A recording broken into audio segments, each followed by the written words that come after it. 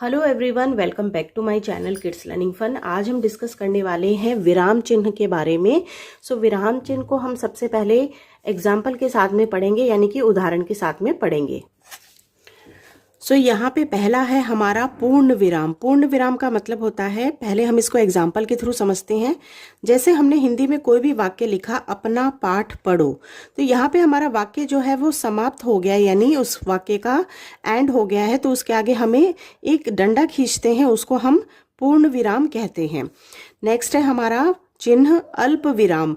अल्प विराम का मतलब होता है कॉमा। जैसे एग्जाम्पल लेते हैं, हम अंग्रेजी, थोड़ा सा पॉज करेंगे, हिंदी, फिर रुकेंगे, गणित और विज्ञान पढ़ते हैं।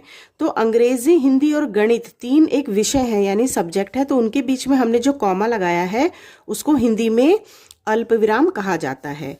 नेक्स्ट है हमारा चिन्ह प्रश्नवाचक। प्रश्नवाचक को बच्चों इंग्लिश में क्वेश्चन मार्क कहते हैं। ये सारे चिन्ह जो है वो इंग्लिश में तो बच्चों को पता होते हैं, लेकिन हिंदी में उनको इतनी नॉलेज नहीं होती है। तो बच्चा अगर आपका सेकंड या थर्ड में पढ़ता है तो ये सारी चीज़ें उनको पता होनी चाहिए। तो प्रश्नवाचक को इंग्लिश में क्वेश्चन मार्क कहा जाता है। जैसे हमने कोई भी प्रश्न किया, तुम कब आए, तो ये हमने एक प्रश्न किया है, यानी क्वेश्चन किया है।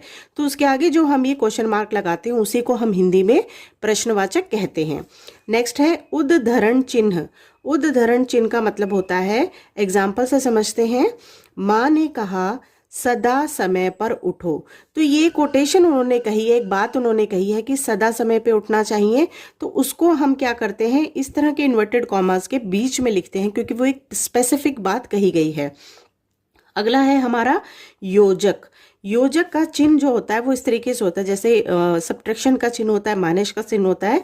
मैं रात दिन काम करता हूँ, यानी रात और दिन दोनों में, दिन और रात काम करता हूँ या फिर रात दिन काम करता हूँ, तो उसके बीच में ये चिन्ह लगता है।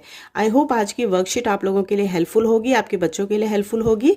वीडियो को देखने के लिए बहुत बहुत शुक्रिया। Thank you.